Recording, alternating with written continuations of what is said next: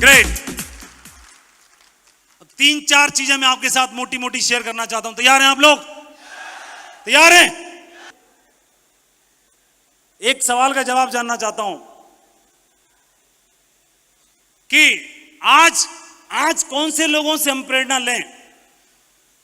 किन से? जो आईएएस के लिए प्रयास किया, आईएएस बनने के लिए, और नहीं बन पाए।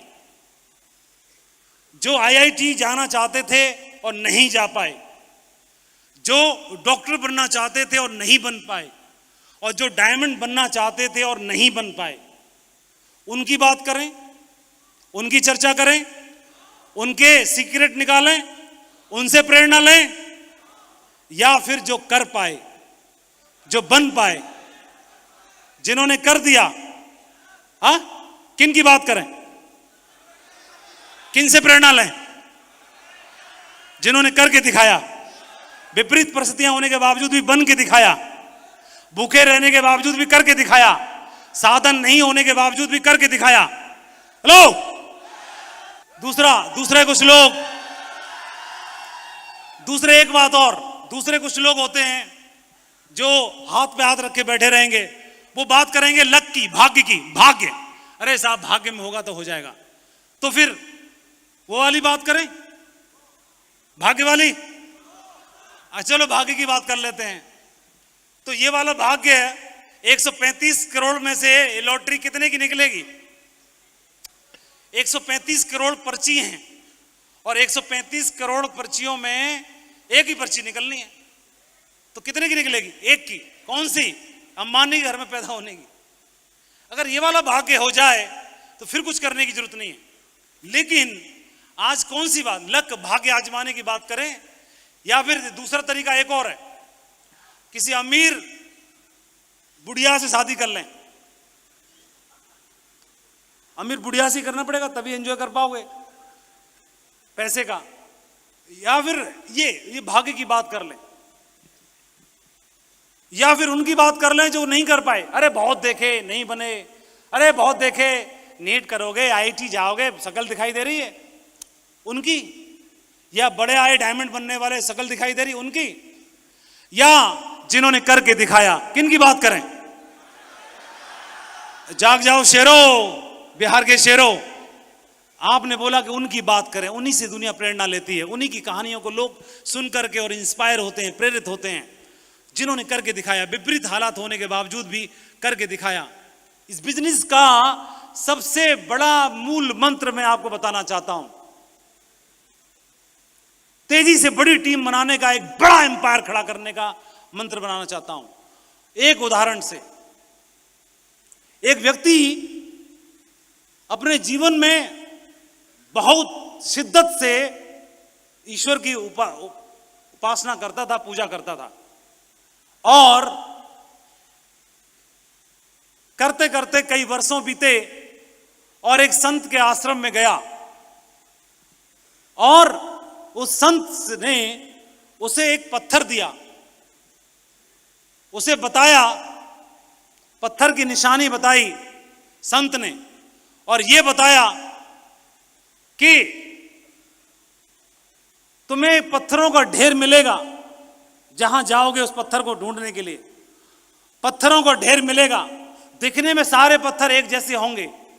उस पत्थर जब सारे दिखने में एक जैसे होंगे तो कैसे पहचानोगे कि वो पत्थर जो लोहे को भी सोने में बदलने की ताकत रखता है, जो सोने में बदल देता है, जो ऐसा पत्थर जो बहुत मूल्यवान है, जो नाचीज को भी बहुमूल्य बना देता है। तो उसकी निशानी बताई उन्होंने। वो निशानी ये बताई कि जितने सारे पत्थर होंगे वो सारे पत्थर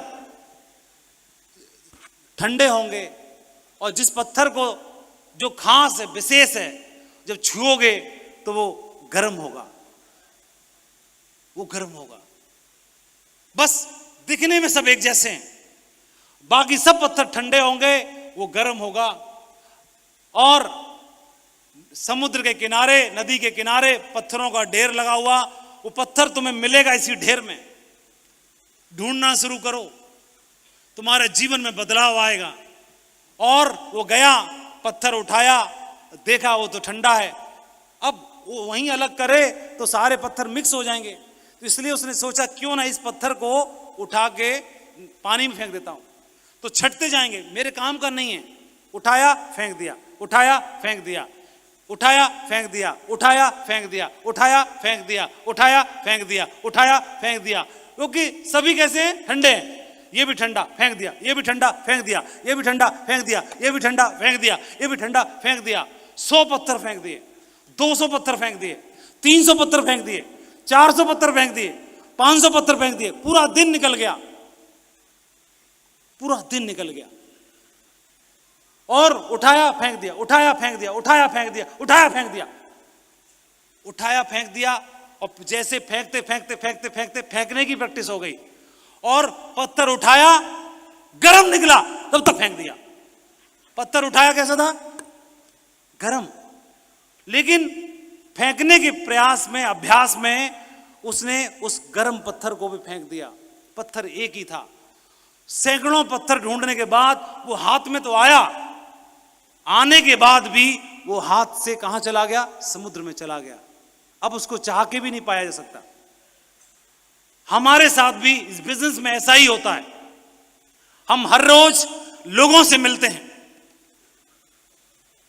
लोगों से मिलते हैं, लोगों के अंदर असीम संभावनाएं हैं, इतिहास बनाने की संभावनाएं रहती हैं, और हमको लगता है कि ठंडा है, फेंक दिया, ठंडा है, फेंक दिया, किसी काम का नहीं है, लटूरा है, बेकार है, बेकार है, कुछ नहीं है, किसी काम का नहीं है, हटाओ, इसको छोड़ो, इसको छोड़ो, इसको छोड़ो, इसको छोड़ो, इसको छोड़ो, इसको छोड़ो, आ गया कोई, उसको भी छोड़ देते हैं, बिगाड़ लेते हैं, समझ नहीं पाते। अब हमें हर पत्थर को ऐसे परखना है कि यही है सोने में बदल देने वाला, यही है भाग्य को बदल देने वाला। उसकी पूरी आजमाइश करनी है, उसको हिला हिला के चेक करना है। कब कौन, दिखने में सब एक जैसे ही है, कब कौन अविनाश बन जाएगा, कब कौन सतीश बन जाएगा, कब कौन अजय पंडित निकलेगा, कब कौन निकलेगा, ये कहना बहुत मुश्किल है। लेकिन अगर हमने उसको हिला हिला के देख लिया, बोले रिजेक्ट करोगे तो तुम खुद करोगे स्वयं को, मैं अपने आप से तुमको कभी रिजेक्ट नहीं होने दूंगा। उसको हिला हिला के प्रयास करना है। कर पाओगे सभी? मैं इस बिजनेस में बिल्कुल भी चलने के लिए तैयार नहीं था। मेरे अपलाइन ने, सिस्टम ने मेरे को इतना हिलाया, इतना हिलाया, इतना हिलाया, इतना मांझा कि मैं इस बिजनेस में इतिहास लिखने के लिए मेरे को तैयार कर लिया।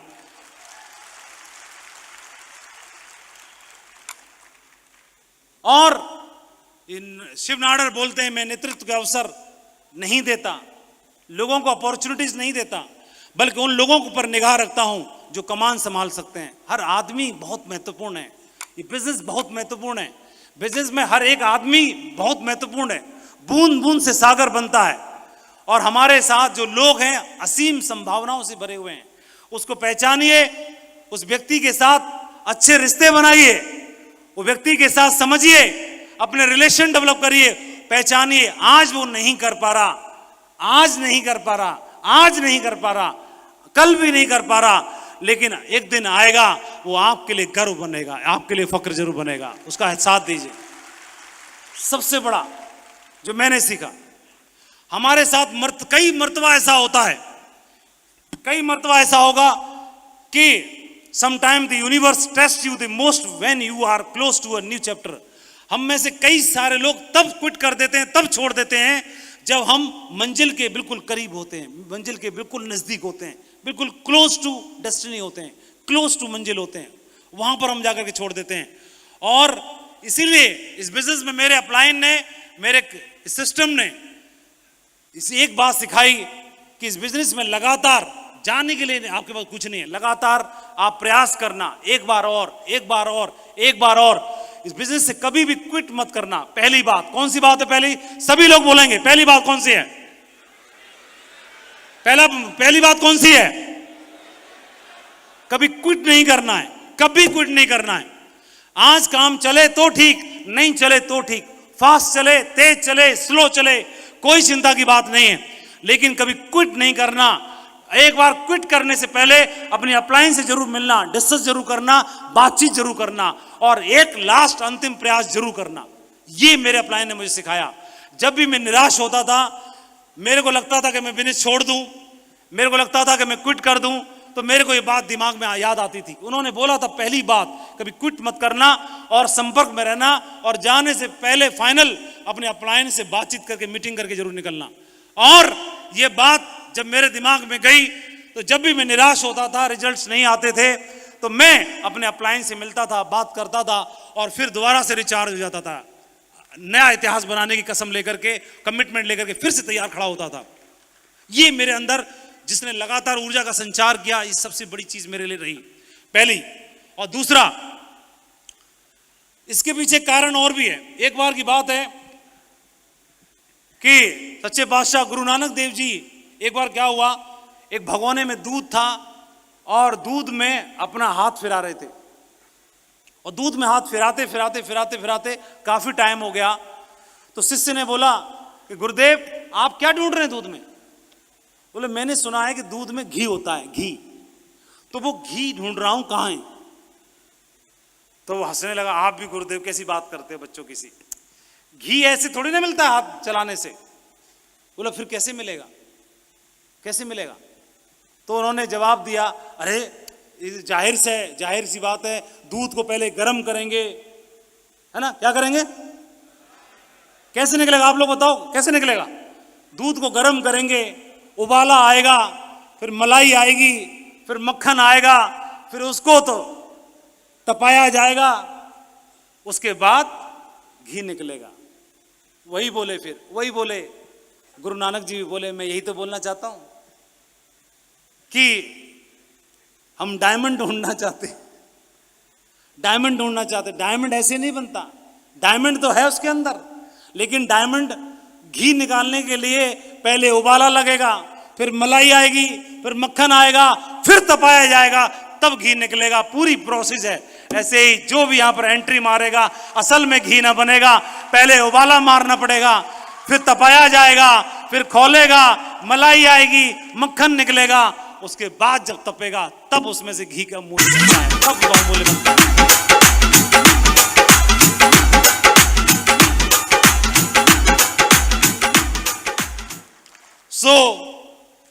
दूसरी बात मेरे को बताई कि सफल होना बिल्कुल दूध में से घी निकालने की माफिक है। सफल होना एक के बाद दूसरी परत खुलेगी, एक प्रोसेस है। तो इस प्रोसेस को फॉलो करना, कभी भी पहले ये मत बोलना माधव जी कि मेरे को डायमंड बनना है। डायमंड तो बनना है, लेकिन डायमंड बनने की प्रोसेस है, उस प्रोसेस को फॉलो करना। उस प्रोसेस को फॉलो करेंगे तो घी तो एंड प्रोडक्ट है ही है, घी तो मिलना ही है, आईडी पर डायमंड तो आना ही है, डायमंडशिप का ताज तो मिलना ही है, वो तो मिलना ही है। उससे पहले की प्रोसेस पे जरूर काम करना, क्योंकि दूध में हाथ डालने से घी नहीं निकलेगा, दूध को प्रोसेस में डालने से घी जरूर निकलेगा। हेलो, ये दूसरा उन्होंने बताया। तीसरा उन्होंने बताया, उन्होंने बोला कि डायमंड बनना एक प्रोसेस है, और ये प्रोसेस हमारे एक्शन से शुरू होगा। हमारे शब्द, हमारे कार्य, हमारी भावनाएं, हमारी एक्टिविटीज, हमारे शब्द जो हम अपने आप से बोलते हैं, अपने टीम में बोलते हैं, हमारे द्वारा बोले गए शब्द, हमारे कार्य। एक आदमी अपने एक्शन से, अपने काम से इतना काम कर देता है कि वो टारगेट को अचीव कर लेता है, और एक आदमी सोचता जाता रहता है और एक्शन में नहीं डालता। और हमारी इमोशंस, हमारी भावनाएं और हमारी एक्टिविटीज, इन चार चीजों को उन्होंने अच्छे समझाया और ये बताया। एक बार एक राजा था और अपने हाथी पे सवार होकर के राज्य के भ्रमण पे निकला, और राज्य के भ्रमण पे निकलने के बाद देखा तो रास्ते में बाजार था। बाजार में एक ऐसा दुकानदार था जो चंदन की, जिसकी दुकान थी, चंदन की लकड़ी बेचने की दुकान थी। राजा का हाथी रुका और अपने मंत्री से बोला, चंदन की जो व्यापारी था उस दुकान के सामने जाकर के हाथी रुका, मंत्री से बोला कि मंत्री जी, पता नहीं मेरे अंदर से पता नहीं क्या बात है, लेकिन इस दुकानदार को मुझे फांसी की सजा सुनाने का दिल कर रहा है, ऐसे अंदर से। वैसे मुझे प्रॉब्लम कुछ नहीं इससे, इसने मेरे को कुछ पंगा नहीं किया, लेकिन अंदर से मेरे भाव आ रहा है इसको फांसी की सजा सुनाऊं। मंत्री को समझ में नहीं आया महाराज ने ऐसे क्यों बोला। महाराज वापसी हो गए मंत्री आया और उसके बारे में पता किया, चंदन के दुकानदार, लकड़ी के दुकानदार के बारे में पता किया कि महाराज ने इसके बारे में सोचा क्यों। तो पता चला वो चंदन की लकड़ी का व्यापारी इतना दुखी था, कोई भी चंदन खरीदता नहीं था, कोई नहीं खरीदता था, और वो इतना परेशान था कि मेरा व्यापार नहीं चल रहा, मेरी दुकान नहीं चल रही। तो वो मन ही मन ऊपर वाले से प्रार्थना करता था, हे भगवान, इससे अच्छा तो राजा ही मर जाए कम से कम, और जब राजा मरेगा तो उसके अंतिम संस्कार के लकड़ी चंदन की जरूर जाएगी, तो मेरी दुकानदारी हो जाएगी। तब जाकर ये मंत्री तुरंत समझ गया। अब मंत्री चाहता था कि इसको मृत्यु दंड ना मिले, इस व्यक्ति को भी, और मंत्री ये भी चाहता था कि राजा के प्रति इसके मन में बुरे विचार भी ना आए। तो वो दुकान पे गया, अनजान आदमी बनकर के मंत्री, और उसकी दुकान से थोड़ी सी चंदन की लकड़ी खरीदी, थोड़ी सी, और जैसे ही खरीदी वो खुश हो गया, खुश हो गया। और जब खुश हो गया तो उस लकड़ी को लेकर के मंत्री ने राजा के पास भेजा, बोला कि उसी चंदन के व्यापारी ने महाराज आपके लिए तोहफा भेजा है।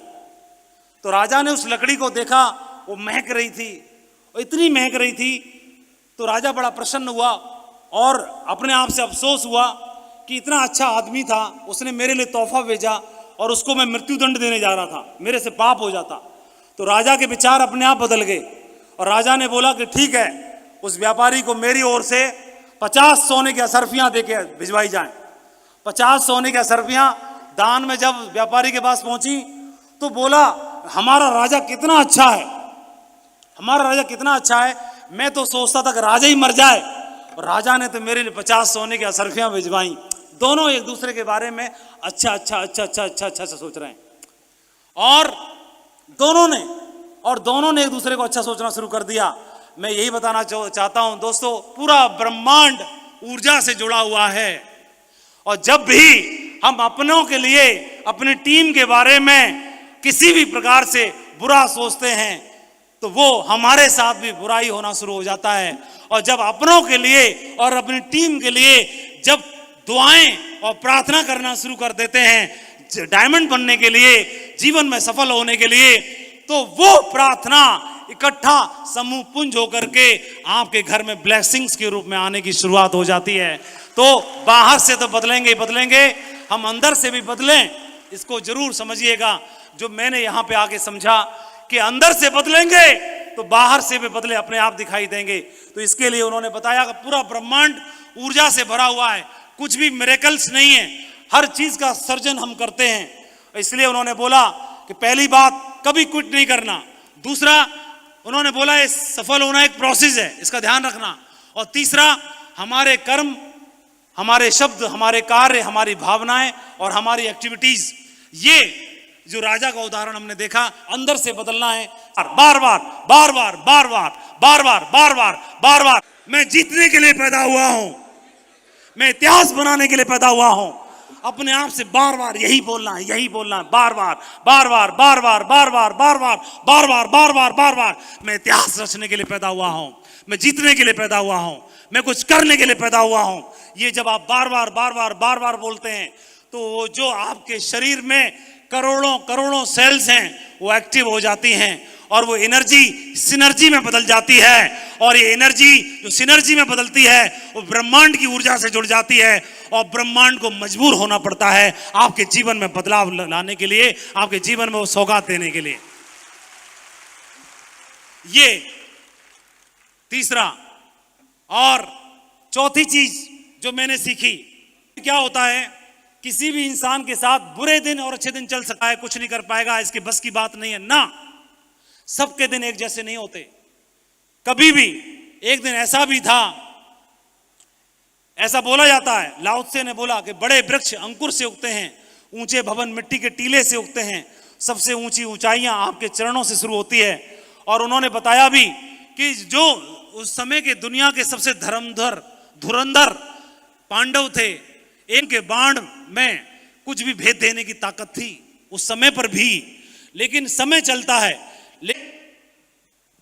उनके मजबूत कंधा बनिए, उनके कंधे पे हाथ रखिए और उसको एक बात बोलिए, चिंता करने की जरूरत नहीं है, तेरा भाई तेरे साथ खड़ा हुआ है। उसको एक बात जरूर बोलना कि चिंता करने की जरूरत नहीं है, तेरे भाई तेरे साथ खड़ा हुआ है। मिल के करेंगे, दोनों करेंगे, हिंदुस्तान में कोहराम मचा देंगे, तेरे साथ तेरा भाई खड़ा हुआ है। और उस समय पर उसको पैसे की जरूरत नहीं है, उस समय पर ताने की जरूरत नहीं है, उस समय पर उसको मोरल सपोर्ट की जरूरत है। आपका कंधे पे हाथ उसके लिए संजीवनी बूटी की तरह काम करता है। और ऐसा बोला भी जाता है, किसी के बुरे दिनों में अगर आप मजबूत कंधा बन के खड़े हो गए तो आपके 56 इंच की छाती करने की जिम्मेदारी वो इंसान आपके लिए ले लेता है, वो आपका गर्व जरूर बनता है। और ये उदाहरण हमें देखने के लिए मिलते हैं ढेर सारे, ये ढेर सारे उदाहरण हमारे को देखने के लिए मिलते हैं। और ये चौथी बात के बाद अगली सबसे इंपॉर्टेंट बात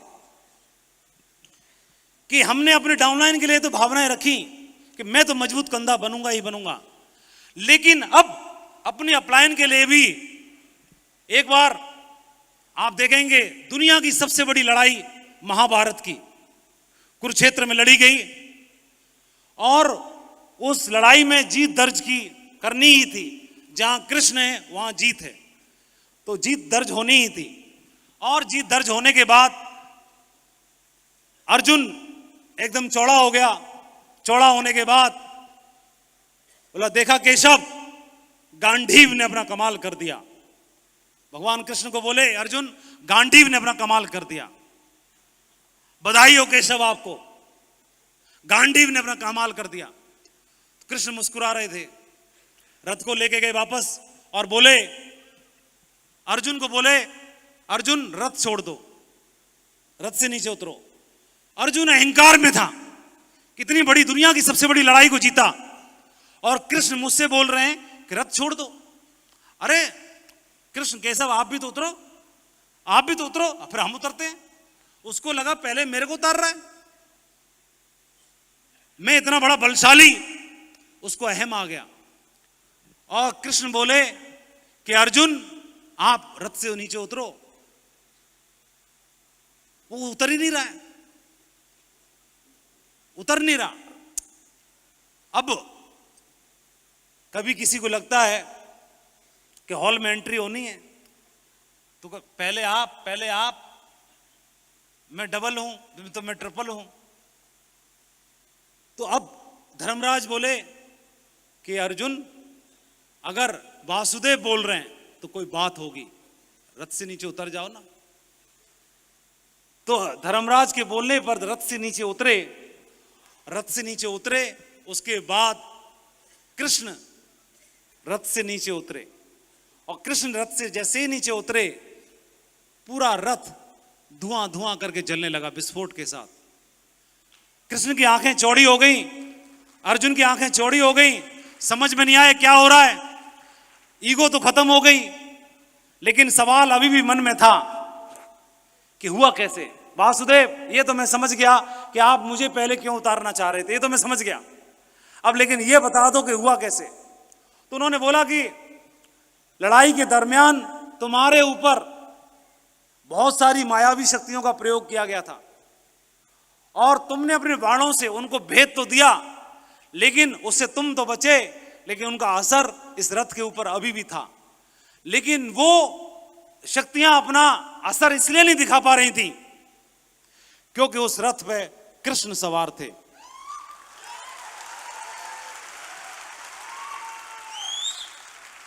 और जिस रथ है कि गांडीव धारी है अर्जुन, तभी तो जीत दर्ज हुई है। लेकिन के साथ ही जो सहयोग करते हैं हमारे व्यवसाय में, हमारे बिजनेस में, उनको साथ लेके चलना है, कभी भी गलती से भी उनको अलग ना करें। जुनैद बगदादी का एक उदाहरण क्या हुआ, जुनैद ने गुरु ढूंढने की इच्छा जाहिर की। बोला मेरा गुरु होना चाहिए, गुरु की तलाश में निकल पड़ा, झोला जंगल लेकर निकल पड़े। और जब निकले तो गांव से बाहर निकले तो निकलने के बाद देखा एक नीम का पेड़ है, पेड़ के पास चबूतरा है, चबूतरे के पास बढ़िया और धूमी रमाए हुए एक फकीर बैठा हुआ है। बोले इसी से पूछ लेता हूं। तो बोला कि मुझे गुरु की आवश्यकता है, मुझे गुरु चाहिए मेरे जीवन में और मुझे कृपया मेरा मार्गदर्शन करें। फकीर बोले कि आपको गुरु की आवश्यकता है, गुरु चाहिए, तो बिल्कुल जो गुरु की तलाश में जाओ, ढूंढो। तो बोले गुरु मुझे कैसे मिलेगा? तो बोला गुरु की पहचान बता देता हूं।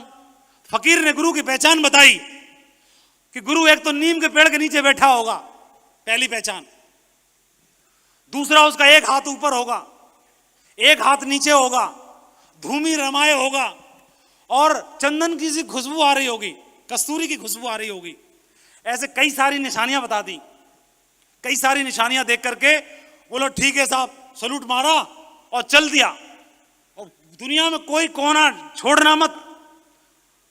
तो मक्का जाना, मदीना जाना, काशी जाना, अमरनाथ जाना, जहां जा सकते हो जाना। और जुनैद ने 20 साल जीवन के गुरु को तलाशा। गली गली, गांव गांव, मोहल्ला मोहल्ला ढूंढता तो पता चलता था वहां फकीर है, वहां कोई संत है, वहां कोई सूफी है। जाता, पहचान देखता, नीम का पेड़ भी नहीं है और कस्तूरी की खुशबू भी नहीं है, हटा, ये नहीं है। नीम के पेड़ के नीचे नहीं बैठा, हटाओ। पहचान देख रखी थी और ढूंढते ढूंढते ढूंढते ढूंढते 20 साल हो गए। दुनिया का कोई भी धार्मिक स्थल छोड़ा नहीं, सब जगह गया, उसकी तलाश पूरी ना हुई और अंत में हार करके वापस आया। बोले चलो गांव ही चलता हूं। गांव वापस आया।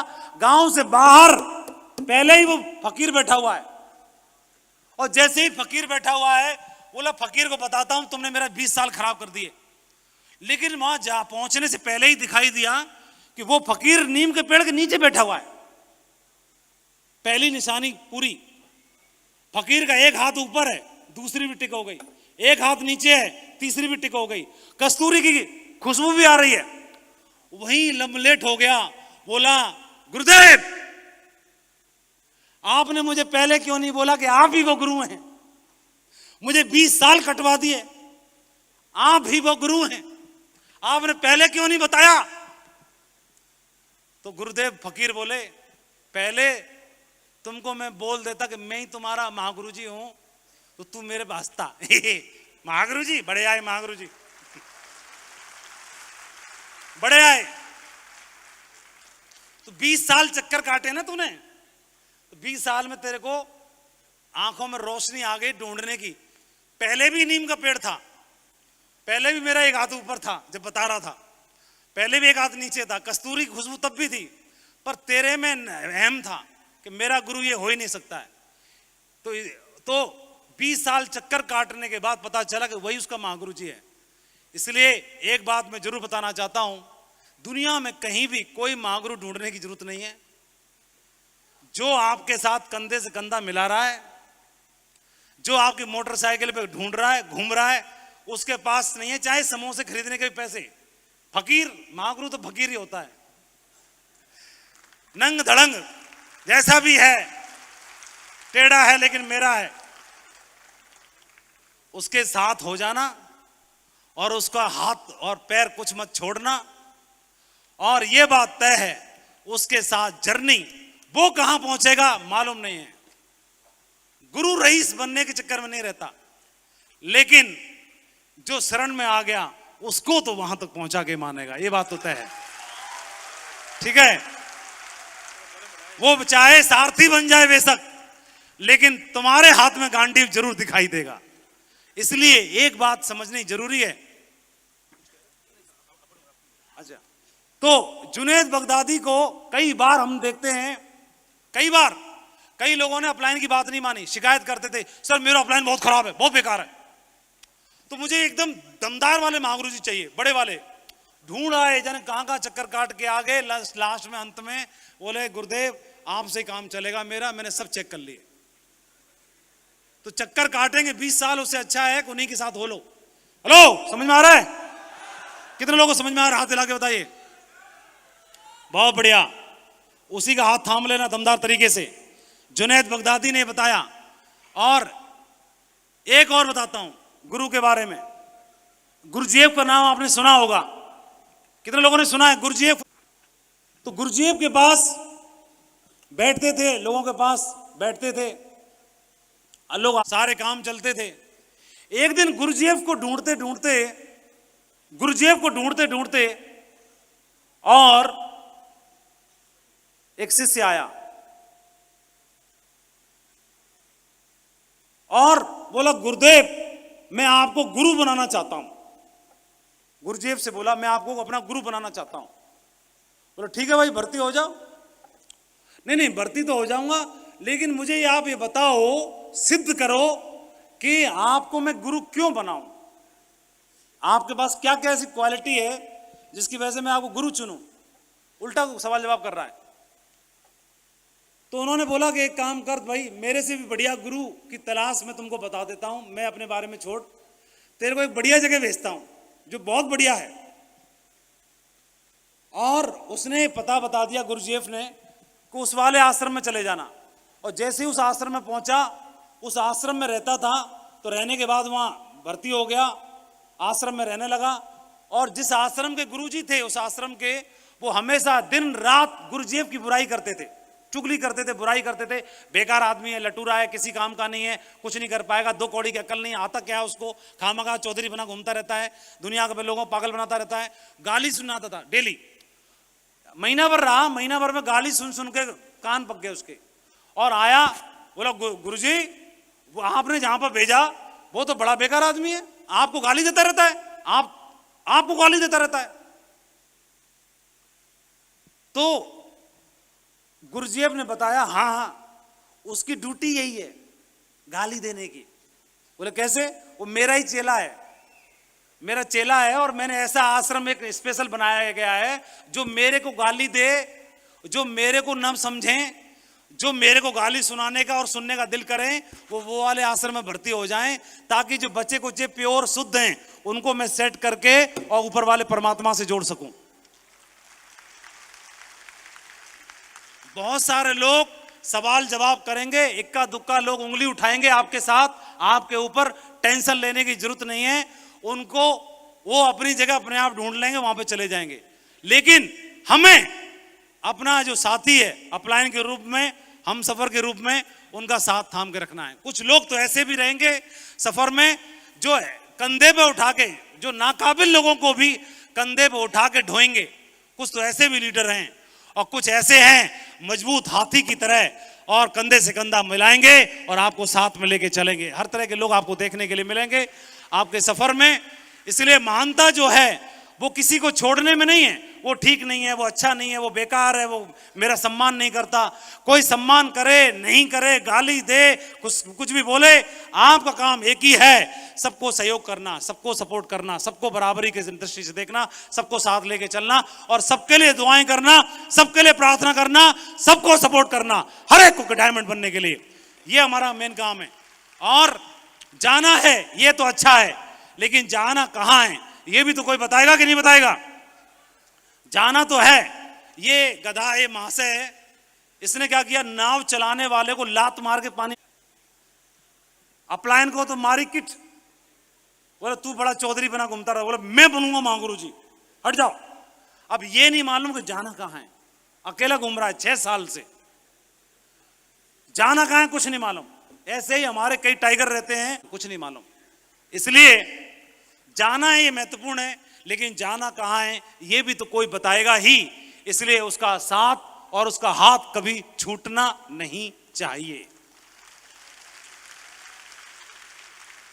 गलती से भी, क्योंकि आप देखोगे जो अपलाइन को मदर लाइन की संज्ञा दी गई है, अपलाइन को मदर लाइन की संज्ञा दी गई है, और ये चूहे का बच्चा है जिसको सांप मुंह में दबा के लेके जा रहा है। देखिए, दिखाई दे रहा होगा आपको।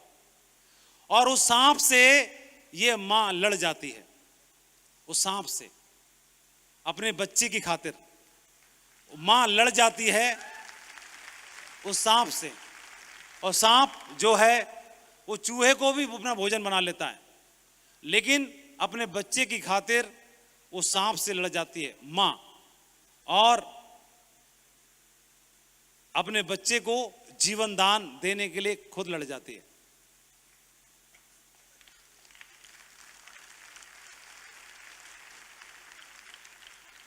और बचा के ले गई। ये कमजोर सा लेकिन बहुत मजबूत उदाहरण आपने देखा। हमारे साथ कोई है जो हमारी केयर करता है, परवाह करता है, उसके प्रति अगर हमारा समर्पण रहता है तो वह खुद कहीं भी कैसे भी रह ले, लेकिन हमको चैंपियन बनाने के लिए पूरी ताकत झोंक देता है। इसका जरूर मैं